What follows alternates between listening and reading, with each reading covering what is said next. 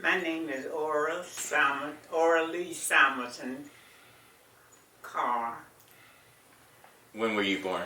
I was born July 7th, 1932. In Mooresville? In Mooresville, the outskirts of Mooresville, really in the county at the time. What can you tell us about Mooresville growing up? Oh, I can tell you that Mooresville was a unique little town.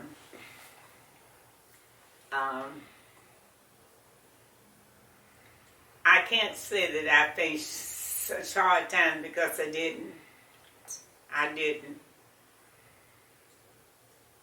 We were segregated, and I guess I knew my place, and I never had any problems.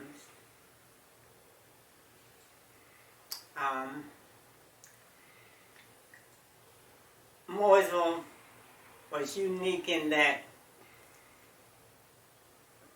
most of the people, especially in my neighborhood, traveled alone. I mean, you didn't have to be with a group. Some people I've heard say that they would always be with a group, but I never traveled too much with a group because I lived in the northern end of Mooresville, up in the Cascade section, and there were very few of us blacks there, or African Americans as we say today.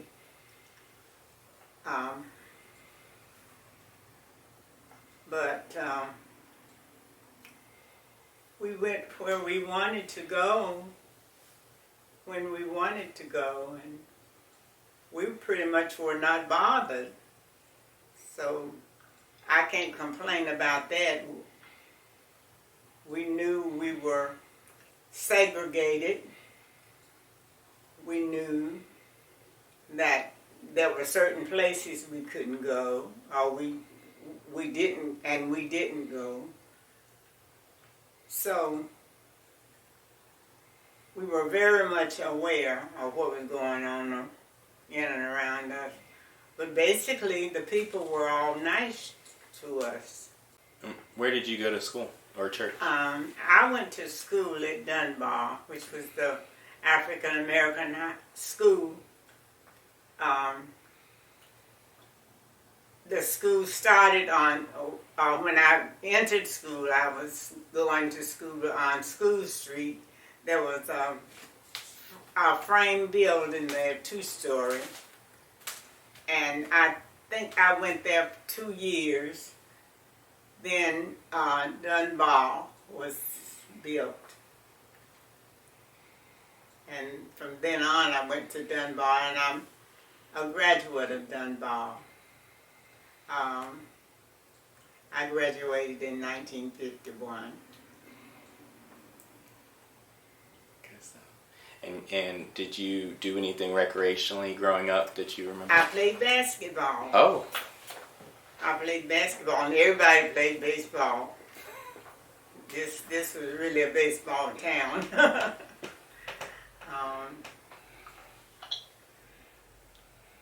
Not only did you have your own little group that you were a member of, but every community, I believe, had a place to play baseball. And I think they pretty much did. But the basketball, we played out of doors. And one thing that I have thought of often, and especially recently, I've been thinking more of it. We did things that many communities didn't do. We had exposures, I guess, that communities didn't have. Because when I was, I can't remember, it was the late 40s, the Harlem Globetrotters played here. And, of course, we played basketball outside. But the whites high school had just moved into their gym. And I can remember that the Harlem Globetrotters played in the senior high school gym. It was over town, just up the street where Mitchell College is now. But I can't remember the year, but I know it was in the 40s, the late 40s.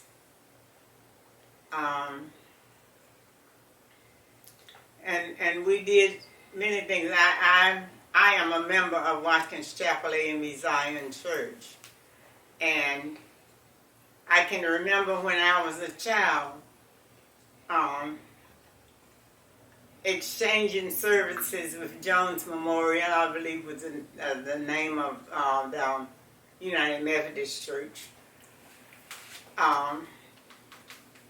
We would have plays. Mrs. Miller, who was a teacher and a local person, she was very much into acting. She was quite an actress too. I can remember her having written a play, and I believe the name of it was The Way of the Cross or something like that. But it was about the devil and Jesus. And I remember that Jones Memorial some of the members of Jones Memorial came to Watkins Chapel to see the play, and then later Watkins Chapel took the play to Jones Memorial. And I can remember as a child, one Sunday morning, Jones Memorial exchanged services with Watkins Chapel. So I don't know what it was, but there was, to me, as I think back, that was unique, especially for that time and period. Just for clarification, Jones Memorial was a white congregation? White church. White congregation, okay. White congregation. And y'all switched preachers? Yeah. Okay. What do you remember? I know you said you didn't really have it hard. Do you remember any particularly racial issues or places that you couldn't? I was not allowed to go to the cafes because you had to go to the back door if you wanted a sandwich or something. You had to go. And my parents didn't allow me to do that.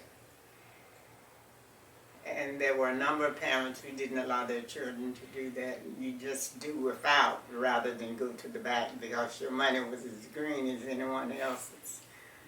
What did your parents do? My mother was a domestic worker. In fact, she went to work when she was very young, and she only really worked for one family her entire life. She was with the Archer family, the C and Archer family, and they are really the only people that she worked for. She worked for others, but basically that was it. Mrs. Archer, Ada Mae was her name, and her husband's name was Nat. They called him Nat. I don't remember what his given first name was, but anyway, he had Sinclair Service Station at the corner of Statesville Avenue and Main Street. And your father? He worked for M.F. Crouch House Moving. He was one of the first people to work for him. He and another gentleman, Mr. Burek Glass, I think they helped him start it. In fact, Mr. Glass's first wife had passed, and I heard him say he loaned the money that he got from his wife's death to help Mr. Crouch start his business. Okay. Who were the prominent black people that you remember growing up? there was the Murray family that lived out at the end of Patterson Avenue on Statesville Avenue facing. There was a 2-story house there, and some people here would remember it was a Murray house, but Mrs. Williams, one of the daughters, had married Williams, so Miss Williams lived there until her death, and that was perhaps probably in the 50s. I'm not sure. It may not have been that long. Sometimes I'm not good at dates. But the Murrays lived there. And by the way, the sign that they have out at the end of Patterson Avenue and the corner there at Statesville Avenue, they've got Cascade, but that was not the Cascade community. The Cascade, that was, they just called it Statesville Avenue. There were a few African Americans who lived in that section of it. There were about four or five houses up there on the main road. And as you come down Ash Street, was on the junction, and the junction had Ash Street and the little street, I think it's called Smith Street, that goes to the cemetery between the church and the church there and Ash Street. But the junction, that was the junction, and not Cascade. Cascade began at School Street, and it was not on Patterson Avenue. But that's the way it's labeled. But it is not where it was. And School Street was where Cascade began. You sort of would think of the people who lived on School Street as being in the Cascade section. Not being able to go into the cafe. Was downtown accessible to black people? If so, it was. What did you do? What were you allowed to do downtown? Well, you could go shopping, and you could go into the stores without any problem. Of course, there was always someone who wanted to follow you around, some people.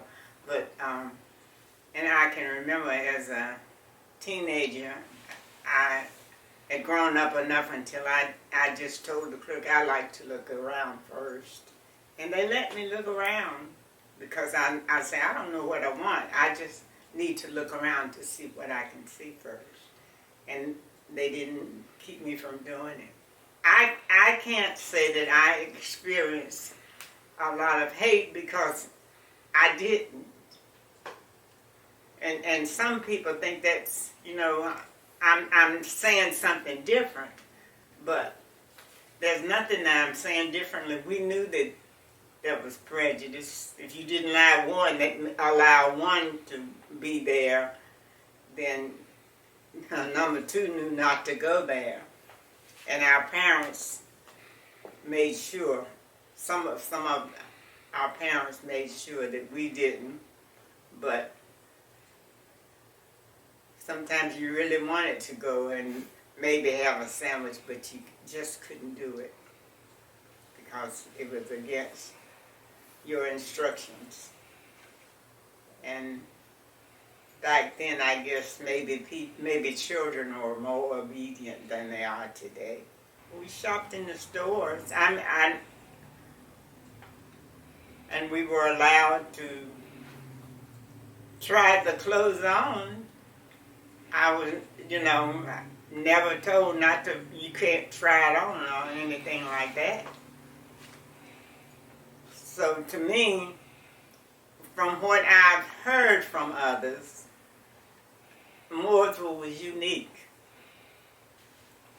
And maybe someone else might have had a very different experience, but I didn't. And the children didn't use the N word, chasing me. I never experienced that. I can't say that. But the people, the adults, the white adults in the community made sure their children were as respectful as we were. You don't know what goes on behind closed doors, but you know it's not always good because you can see the results. Kids don't learn these things unless somebody exposes them to them. I never experienced it per se. I would walk alone. We walked alone in our community. Do you remember the Black Hospital? There was no Black Hospital here that I recall. It was one section, a little bit in the basement was labor colored ward. People used to come from other cities to the hospital in Mooresville, I say that. So evidently, as I say, Mooresville was unique. And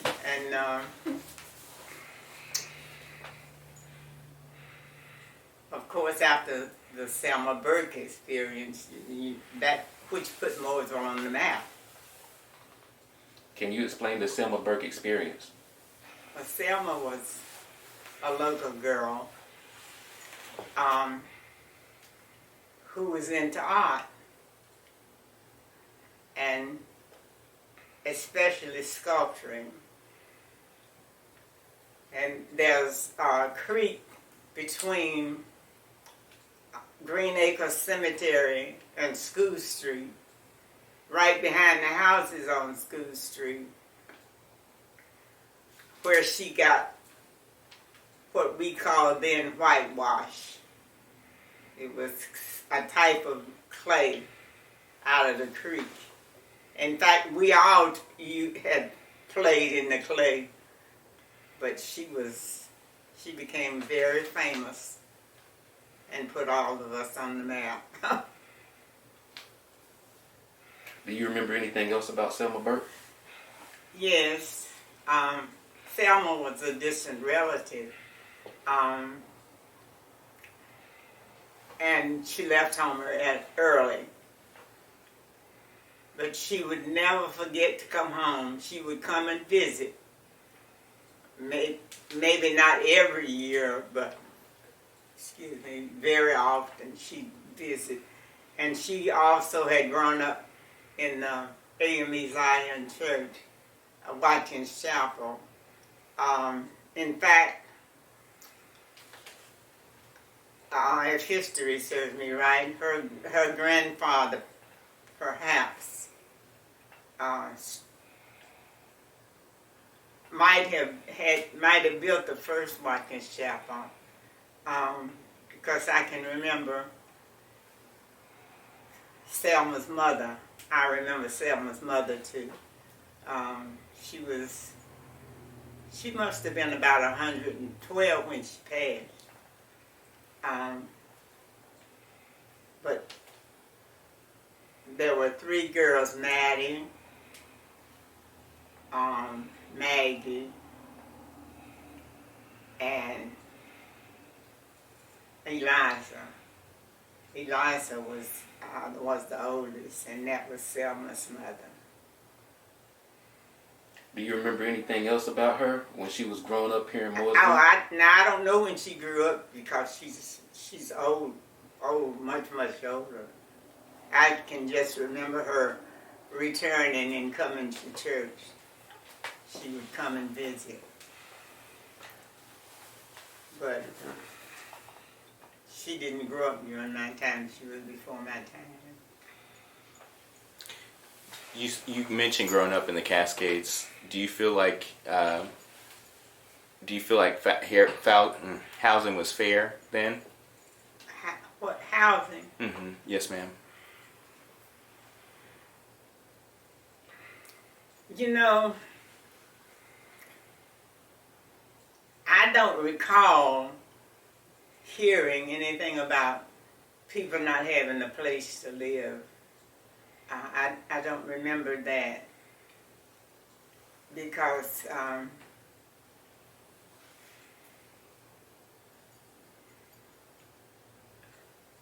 back then, a lot of the companies owned the houses. And in fact, I guess they were built so that the employees would have a place to live. And by the time I was born, it was already developed. But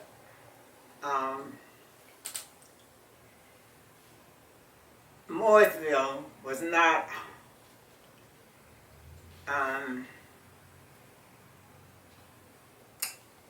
let's see.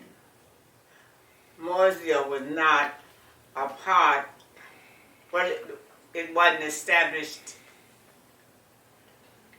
as a city. It was a part of the county. I mean, the School Street section, from the School Street section, north was a part of the county. I think it was it? I think it was around 68 when Mooresville became a part, was incorporated into it. Because I did some research and I couldn't find anything in the library here nor in Statesville about Cascade Mill. And Cascade Mill had been here forever. I mean, as far as I'm concerned. Can you tell me about the junction? A few people have mentioned it, but I don't really know what it is. That was a black neighborhood. The junction was a black neighborhood. And there was the cemetery, basically, which is now called Green Acres, was the biggest thing there. And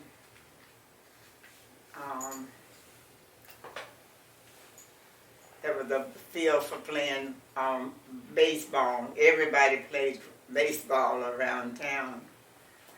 And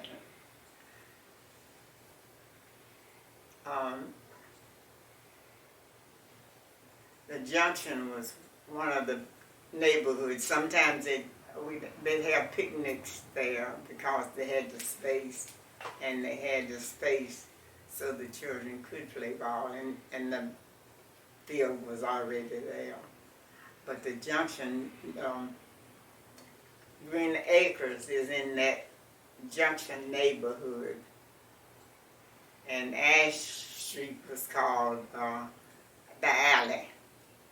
And I'm sorry to say this, young man, I am so proud of all of you.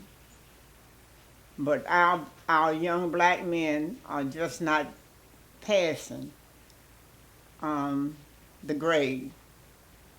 They're not, and you know it as well as I do. You can see it.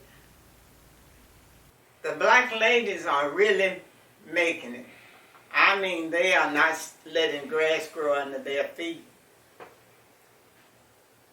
But the young men, I don't know where they got the idea they didn't need to work. If you get anything, you got to work. And if you get anything or get anywhere, you're going to take something from somebody. You're not always going to have your way.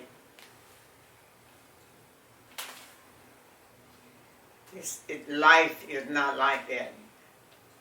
All of us have to bear some crosses. We can't all be equal. We're not equal. And we're not supposed to be. But we need, our our young men are not thinking, and they need to think. Nobody can think for you. You think for yourself. And with the help that you can get today, there's no reason for anybody not to read. There's no reason. All of this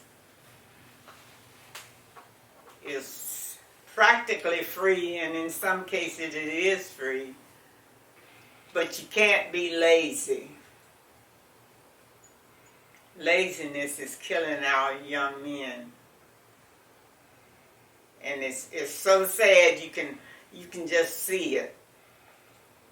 And you can see the young ladies are getting up, going out to work and trying to buy homes and do different things to provide. But I think they better start thinking a little more clearly, because the young men are not passing the grade. And I hate to say it, but I have to tell the truth. And I know it, and you know it too. And I think back, if during my day we had had the opportunity that children have today, what would we have done, or where would we have been? But our parents had to struggle for us to make it. It wasn't easy, but they did it, and we did it. But you can't be lazy. Laziness is there's no place for laziness in the system. Ms. Carr, I have 2 questions, maybe 3. I remember I talked to you back this summer, and you was telling me about there were another black funeral home, I think. There was the first black funeral home, and then you was telling me about Mr. Campbell, Campbell, that had a blacksmith shop. I'm not sure about that, Okay. so I won't talk about that because I'm not sure. I couldn't find anybody who could remember. Okay. But there was a black funeral home. Not only that, there was a black funeral home on Statesville Avenue, right beside of the Williams home. They're on, just below Patterson Avenue. There used to be a building, and it had been a cafe, and it had been a funeral home, but I don't remember the name of the funeral home. And different people ran different businesses. Now, I was never down on the lower end of Cheryl Street, and some of you know about it. I don't know about it because I was never down there.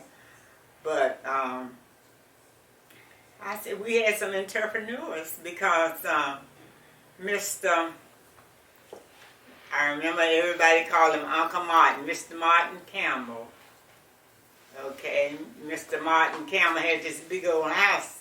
I wish I had seen it, but in that day, you were allowed to go certain places in so much certain distance.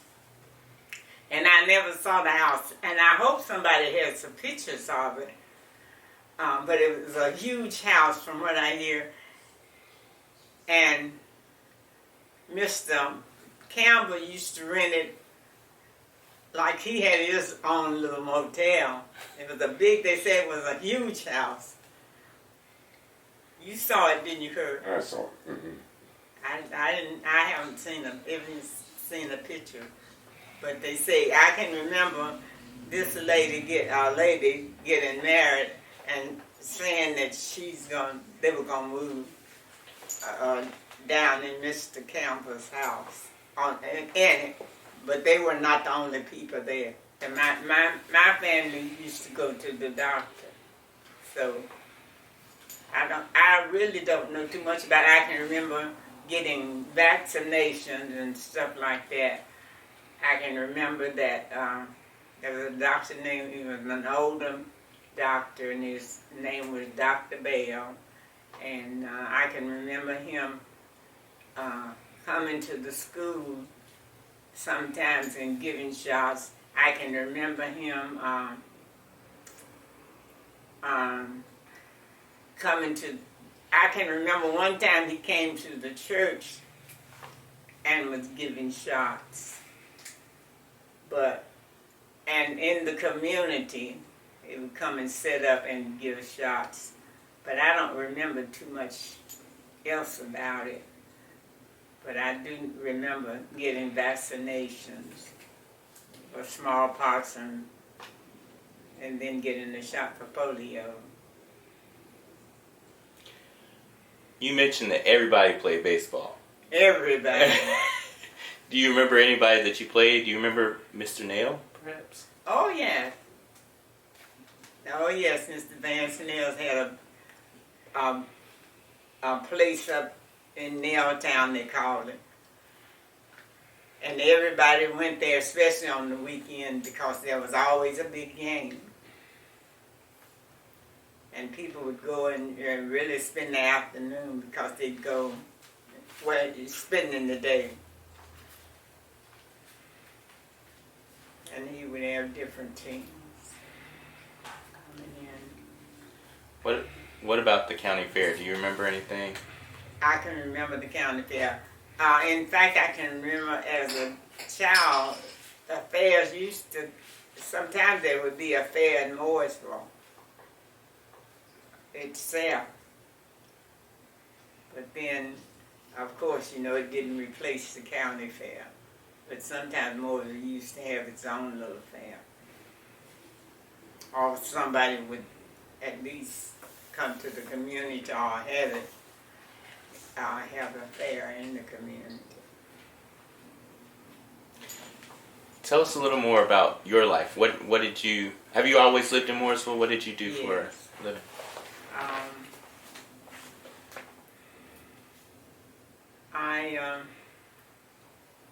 Of course, I grew up in Watkins Chapel.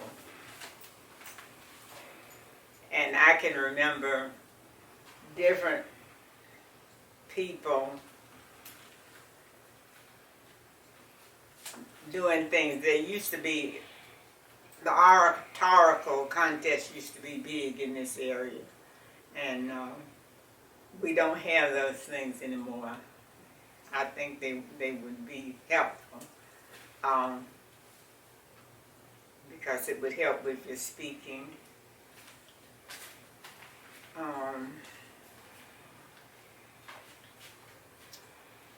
There used to be, in the community, people would just get together and have celebrations within that little area, contests for the kids. And they would sing and do pretty much as they do today. But it was just on a smaller scale, but there were some talented people. There were some very talented people. How did you make a living in Mooresville? Most of the ladies did domestic work. They had lumber yards and more Barber's construction company, and Troutman used to have a construction company. I'm sure others, but those are two I remember. But I can't speak too much about anything else because I'm not insightful of some of those things. And then sometimes people would just come up with their own jobs. We've got talent. And back then, people were more apt to use them than they are today. I guess we were lucky in that even though times were hard, you know, a lot of people, you think around here, people went to school, people went to college, and local people, and became teachers. We didn't have the materials, new material, but teachers cared because they would buy. I remember when I started working, I used to buy materials. If I'd go into a store and they'd have something about Black history and I think the kids need to know about it, I'd buy it. And so I could give the information to the kids. But we didn't have money, and you would always save some money. You put your little money back and purchase some of this information that you could pass on. So you were a teacher? Yes. For how long? 31 years I was in education. I was a teacher and an administrator. In Mooresville? In Iredell County. People were saying how some of the younger people were asking me how I did this. I said, I'm a person, everybody else is a person. And I'm just going to be myself. No matter what who anybody else becomes, I'm just going to be me. And that's what you have to do. And there's always going to be competition. So you just do the best you can, give it all you got, and let the rest fall where it may. But it's not easy. The main thing, though, you got to know how to take care of yourself, and you got to know that you can't trust everybody, and you got to know the main thing is making choices. And nobody can make your choice but you. What are some of the notable changes that you experienced from the time you started as an educator to the time that you left? Well, I was one of the first teachers to integrate the school and the county school system. So I never had any problem. It's just like just another day. Because I never saw color. I made it my business never to see color. And I never had any problem. And I believe you could go anywhere that I'd been and the children had been around me, you would know it. But I never had any problem with integration. But I always corrected children. I never called wrong right. If it was wrong, it was wrong. And if when I made a report to a parent, I told the truth. And I never had any problem. But you have to be honest. It's not good to, even before the schools were integrated, you needed to have been honest. Because honesty is the key. You try to cover up mess, and it just gets worse. And I always try to be honest. Well, I was honest, even sometimes maybe it wasn't the best, but it was the truth. And I would tell parents the truth about their children, and some of them were not always angels. had to let them know that, and I did that. How do you feel about the state of education today and how they're treating Black history? Thank God I'm out. Thank God I don't have to worry about that. It's not as much the students as it is the parents. The parents have let the children get ahead of them. And you've got to stay ahead of your children. You have to, and you're not supposed to be their buddy or friend. There's supposed to be a difference. When you become equals, there's trouble brewing. And you can't be on the same level, and be successful. Do you think integration had a negative effect on Black people in this area?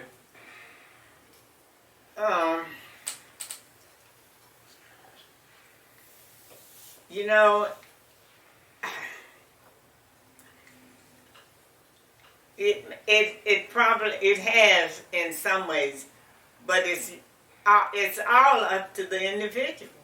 You stand up for what you believe and what you know is right, and you intend to do it, and you do it. But if you're going to join the crowd and do what they want to do, whether it's right or not, that's the problem. You got to be honest. TV timeout. Do you have anything that you would like to say to Black Mooresville or to Mooresville?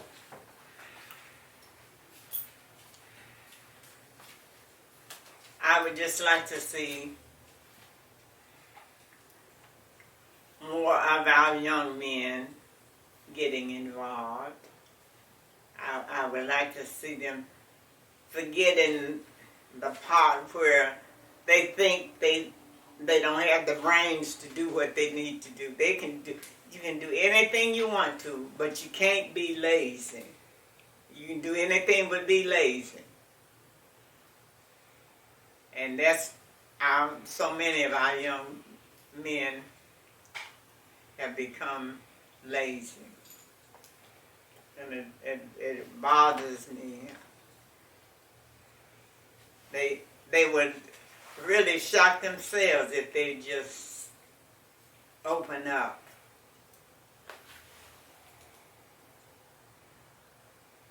And stand up. And stand out. And we are not all supposed to be alike anyway. Everybody's supposed to be different. I wish they would stand up, stand out, and be different. But if you got to follow the crowd, we're going to always be handicapped. And that bothers me tremendously. I just look at the opportunities that are available and not even thinking about using them. Bothers me a lot, because most of you don't have to be where you are. You need to be moving gradually, at least, not giving up.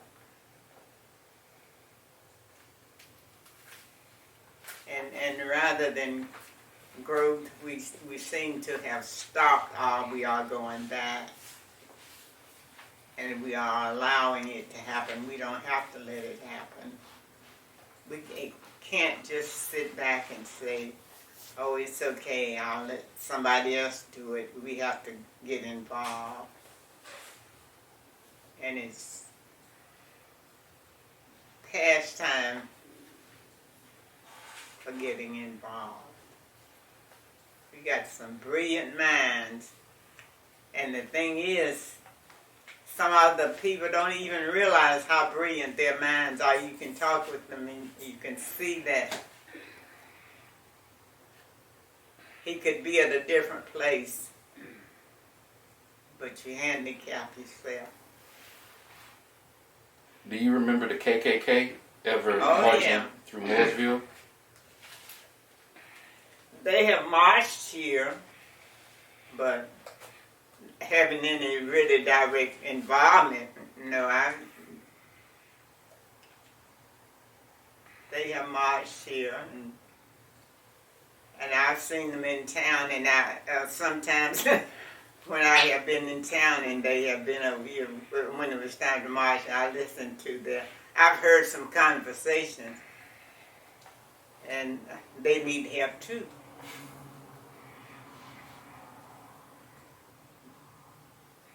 Intelligence is not knocking them over.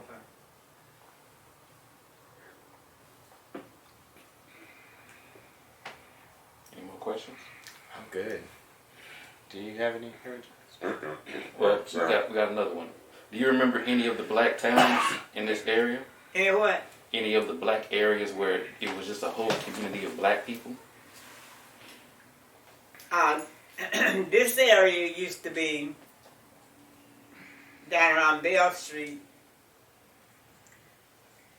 the black community, and this was a part of a black community, and where there were a few houses, 4 or 5 houses up the street that were on this street. This whites lived here all the way up, but down in Bell Street was the black community. Do you remember when the West End became the projects? Oh, yes. What was at the West End before it became the projects? Black community. So the West End has always been black people. The junction was the black community. Eastern Heights, black community. Any other black communities? Was it Cedartown, Williamstown? I can't think of any others right now, anyway. Her experiences is different because she was actually here in Mooresville. The other people that we spoke with were on the outskirts of Mooresville, so that's where you get the Keeter towns and the Neal towns. But your experience is the actual, what we call the city of Mooresville. And that's what we have to differentiate in what we're doing. Right. Any other questions, guys? So, how do you feel about your time living? You've experienced so much, and you have us growing and we don't know. So is there something that you could just tell us that could help us achieve more?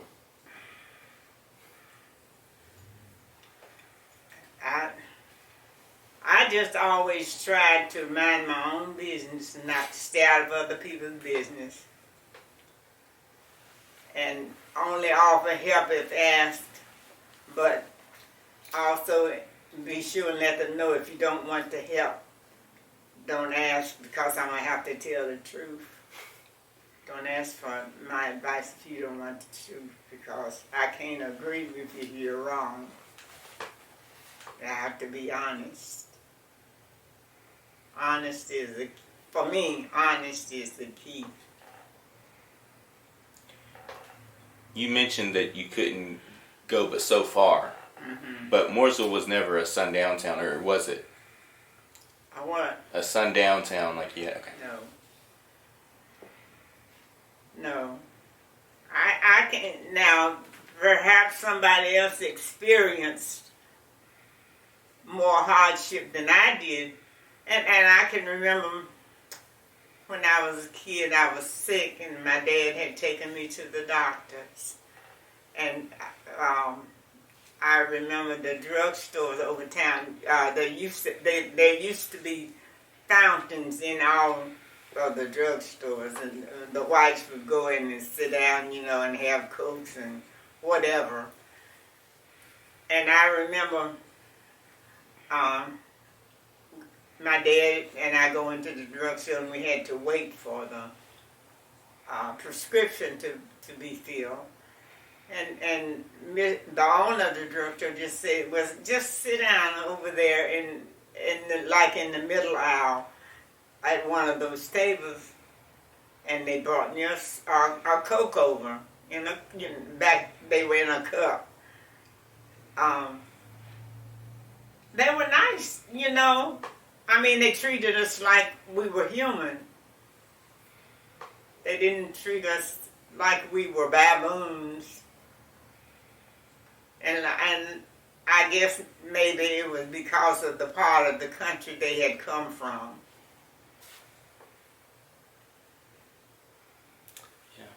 And I think the Mill Hill was not as affluent as the other people around town. And I guess they were not as affluent. So We've had a lot of racial struggles since 2016. Do you feel like it's worse now than it was then? in some ways, yes. Back then, you knew that it was going on. It was not hidden. It was out, sort of. But today it's hidden, sneaky,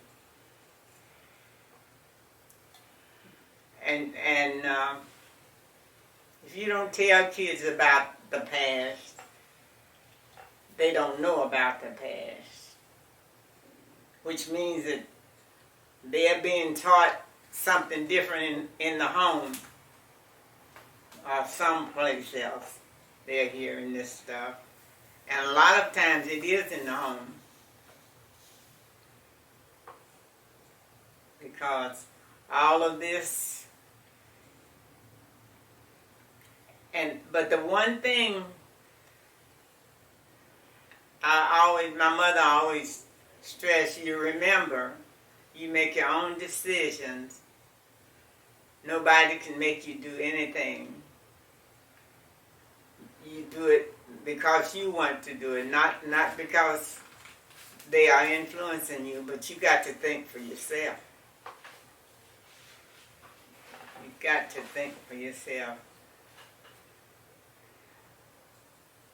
But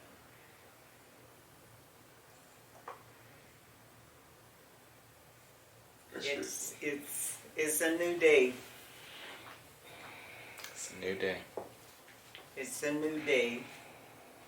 And there's a different kind of action. But we know it. And I'll give the president credit.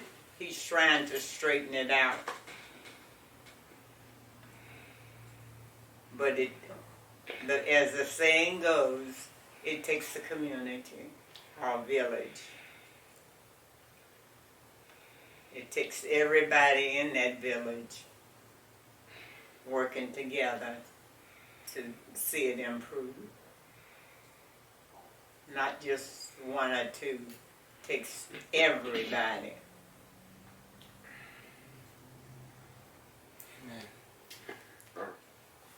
Back in 1935, which I know that you were probably wasn't that old, being Yeah, about 30 30. Back in 1935 is when the NAACP first bought a branch here in Mooresville. I know that in 1935 is when the whites started receiving Social Security, and minorities couldn't receive Social Security. They didn't start receiving it until later on, probably 30 years later, in the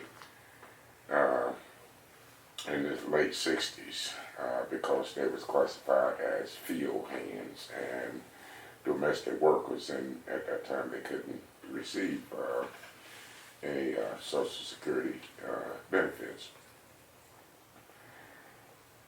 I don't know if that was a problem when what made the NAACP start a branch here in Mooresville, or was it a lot more going on to make them, because it was during the end of the Great Depression, and I'm just curious.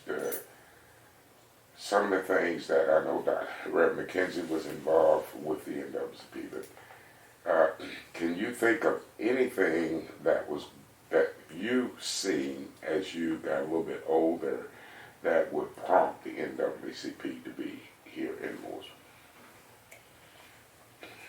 A need, in other words, for it.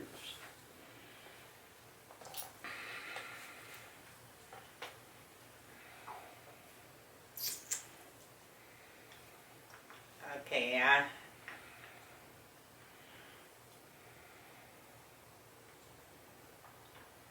all I can say is don't give up because there's always going to be that ram in the bush. But I can give you one better than that.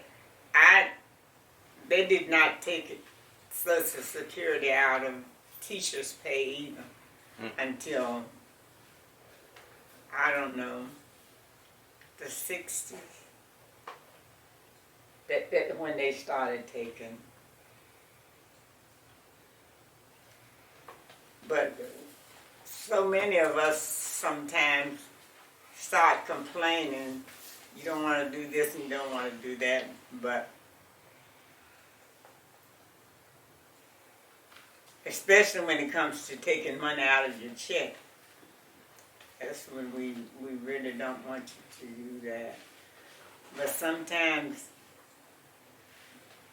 you don't know it. I didn't know about investing when I started working, but I know when they started with Social Security, I made the right choice when I had them take out a fixed amount each month of my money, because right now I don't worry. But if I had not done that, I would have been in trouble. And one thing all of you remember, when you look at your money very carefully, because when they first cut you off, the first time you get cut off, it's not with their money, it's your money. The first time they cut you off, it's your money that you have put into saving, not theirs. So you better find another way to get some of that invested. I didn't know it, but I did it, and I'm thankful for it. It has helped me out.